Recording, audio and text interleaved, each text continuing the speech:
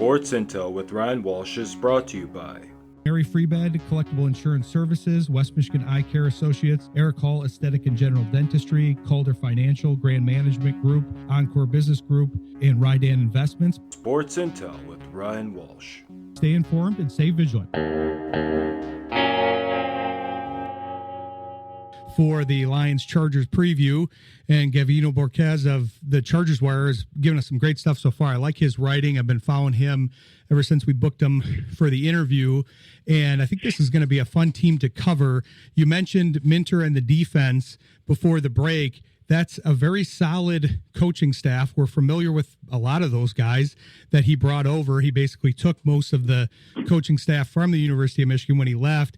And like you said, these are guys that could move to a higher position here because there's some talent on that coaching staff, and there's some talent on that defense. That's a defense that I think could improve year over year with some of the young guys that they added and the scheme that was already successful up until this point here. Yeah. Again, I feel like a lot of focus is on the Chargers offense, just given Justin Herbert and, all the players that they brought in. But, it's not talked about Jesse Minter's success. And like I mentioned earlier, he's definitely going to be up for a head coaching position here pretty soon. But yeah, with his defensive talent, I mean, you saw it at Michigan too. He's got a defensive scheme, and just his play calling is just one that kind of just adapts to different offensive schemes, and just it focuses on the personnel on a week-to-week basis. So again, it's not very complex, but just the way that he does it and puts players to succeed, it's pretty fascinating. I did mention this earlier, but he was bringing in these one-year players Elijah Molden, who got a contract extension with the Chargers. Poona Ford, he brought in on a one-year deal. He signed it with the Rams. But he put these players in position to succeed. So, besides Khalil Mack and Derwin James, there's not really a bunch of star-studded talent. But again, when Jesse Minter is the one calling the plays and operating with his system, I think everyone is going to be in position to succeed, and that's why I'm excited to see what he can do in year two. There might not be a lot of big names, but I feel like the defensive line is primed to wreak some havoc because you've got a good combination between some of those veterans that you're talking about, Mack and Dupree, along with a lot of young guys on that defensive line, where it looks like it's going to be, because defensive line is all about the ability to rotate guys in. Some guys are only going to play 50% of the snaps, what have you, and it looks like they've got a lot of guys that they can rotate in situationally where they can keep guys fresh and keep the pressure on the opposing quarterback here. Yeah, you did mention the defensive line, and one of the players who they signed, former Lion Deshaun Hand. It kind of just speaks to what they did last year. We mentioned Poona Ford. They signed Tier Tart, who they re-signed because he had a great season in the rotational role. They brought in Naquan Jones, so, former Michigan State guy. And again, he's just banking on his coaching, the defensive line coach with Mike Elston, and elevating their game. So they have a lot of bodies. That's why it's when you look at the interior defensive line, it's not a lot of notable names like you have on these other teams. But again, when you see the success that some of these players had last year, it's okay, they can be elevated, even though they're playing on a one-year deal. It's I've watched their film, Daquan Jones, Deshaun Hand, and they're very promising players, but I feel like they really haven't reached their full potential. And they're hoping with Minter calling the plays that they can have this more rotation, keeping bodies fresh, and that'll really enhance the interior part of the defensive line. I know it's preseason, but who are you keeping your eyes on here for this upcoming game against the Lions? Because we'll be talking about that with the Lions side of things later in the show, that there's always matchups to watch. I like this part of football because you get to watch the depth develop and guys work their way onto the 53-man roster when maybe they were an underdog at the beginning. But who are some of the position battles or players or new acquisitions that you're looking forward to seeing in live game action here? Yeah, so I'll give you two players, one on offense, one on defense. So on offense, I'm looking forward to DeAndre Lambert-Smith, the wide receiver out of Auburn, their fifth-round pick. Since the start of camp, he's really, really come on strong. Again, we talked about Mike Williams' retirement. The Chargers need someone to really step up in that wide receiver room, and he's really showing to be like a vertical threat. Unlike Quentin Johnston, not to knock on him, but he's just a natural hand catcher. He's good at tracking the ball down the field. So I'm looking forward to seeing like what he can do. And on the other side of the ball, defensive lineman Justin Aboigbe. I'm looking forward to watching him. He kind of had like more of a redshirt season in his freshman year after being selected with in the fourth round. But again, he's been working with the third team defense, and he's after putting on 20 pounds of muscle mass, he looks like he's ready to kind of blossom into a rotational role and getting more playing time. So I would say those two players I'm looking forward to watching the most. That was a guy that I thought the Lions could be interested in last year because he's a little bit of a combo lineman, and especially now after putting on that 20 pounds, he's got the kind of beef to move inside and outside to be able to be stout against the run, which is a key to the Lions defense as a whole. But I'm curious about your thoughts on the Lions side here. Obviously, you're going to be seeing them like everybody else for the first time this year, but I'm curious who are some of the players that you'll be kind of focused on that side of things watching the game. Maybe it's a matchup against one of the Chargers guys or just guys you're interested in here. Yeah, I'm kind of looking forward to, so how do you pronounce his name? Is it Isaac Tesla?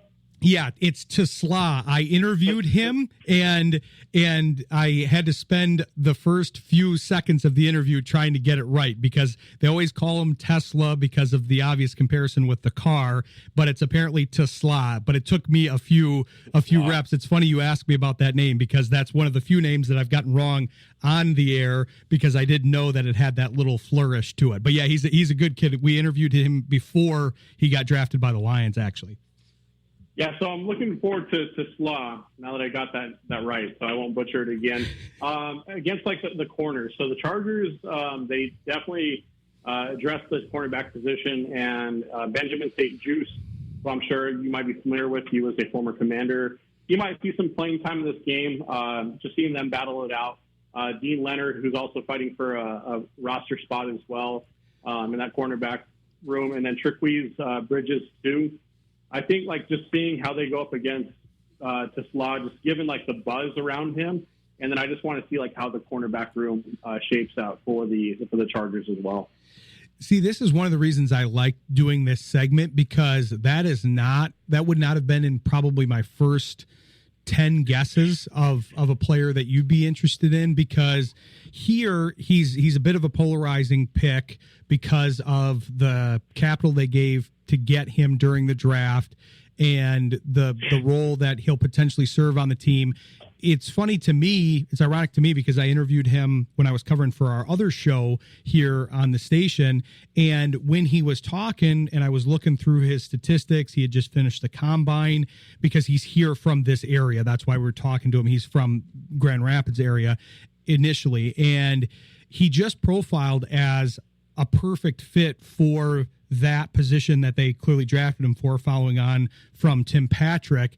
And he kind of chuckled. Obviously, that's what he was looking forward to. He was a Lions fan, but I don't know that he saw it coming, especially in the third round. I read that he thought it was one of the prank calls when he initially got the call because he wasn't expecting to get drafted in the third round. But after interviewing him and studying him a little bit, I can kind of see the hype. And with some of that coaching and everything, I feel like they can draw those traits out. So he's one that I'll have my eye on too. And I like St. Juste, by the way, too. I think he might get some run there in LA for you guys. Yeah, I think, with St. Juste, they're clearly trying to go for like the size and speed profile right there. And, they signed Dante Jackson as well, a former Steeler. So they definitely added some guys to that cornerback room. But, to Slaw, like the hype that he's getting, and then just like the cornerback room, like how they're trying to like shape that up, just given, Cam Hart and Tarheeb Steele, second-year players, are projected to be starters. Like, again, the rest of the room is wide open because before it was Asante Samuel Jr. and Christian Fulton, but again, that was pretty much it. So the cornerback room, like it's anyone's game. Like anyone can grab a spot. So I know that they're definitely going to be highlighting that position, focusing and rotating guys in. So yeah, DeSlaw, I'm seeing some clips, obviously 6'4", 214 guy, and then versus some of these other bigger corners for the Chargers. So yeah. Is it right to estimate that might be the group that's the most in flux right now, that defensive backfield here? Yeah, that, and then just the interior defensive line, because even though there's a lot of bodies, like we don't know what the true rotation is going to look like. We don't know who's going to be the starters, just given all these guys that they signed to 1-year deals, and like the only guaranteed player to start probably is Pierre Tart, who obviously they are familiar with, and they re-signed to a 1-year deal. So I'd say cornerback, and then also the interior defensive line. Everywhere else is pretty much dead set. The interior offensive line, they just haven't figured out the left guard and center position. But I feel like for the most part, everything else is set. Yeah, that offensive line seems to be much improved here, so it'll be interesting to watch that and a lot of the other matches. I'm excited for the game here and excited to be in the Hall of Fame game, because even though it's still preseason, there's a lot of pomp and circumstance, so I think that's a good matchup for it. We're going to talk to Gavino next week here and review the game with them, but I want to make sure people can follow you in the meantime and follow your great coverage here, so tell the people where they can follow you. Yeah, so you can follow me on X. It's just Gavino Borquez. No dash, no underscore, nothing like that. Just Gavino Borquez if you want to. And then you can also follow Chargers Wire too. I'll be posting more training camp footage, and then obviously I'll be posting a lot for the Hall of Fame game, and then from that point on. Be sure to follow Gavino. It's great coverage there. We talk to a lot of the Lions Wire folks. It's always great coverage at the Wires in general here. But we appreciate you coming on the show, Gavino, and we look forward to talking with you next week here. Thank you so much for having me. No problem. We'll talk to you next week. Go Chargers and go Lions here. Hopefully we get a good game. Yeah. All right. Talk to you next week. Yep. Talk to you later. All right, thanks to Gavino Borquez. Great stuff there to introduce our counter intel segment for the season. We're going to move to Greg Gagne of the Erie Moon Mammoths / Seawolves. That I put the Moon Mammoths first because that's what we're going to be talking about here. He interviewed John Oliver. The merch is flying off the shelves. Very interesting team. They're a nice combination between probably one of the hottest teams in minor league baseball, great roster, but probably the most popular team in minor league baseball. So we'll talk to Greg Gagne of the Erie Moon Mammoths next. Stick with us. You're listening to Sports Intel on Jethro FM. Sports Intel with Ryan Walsh.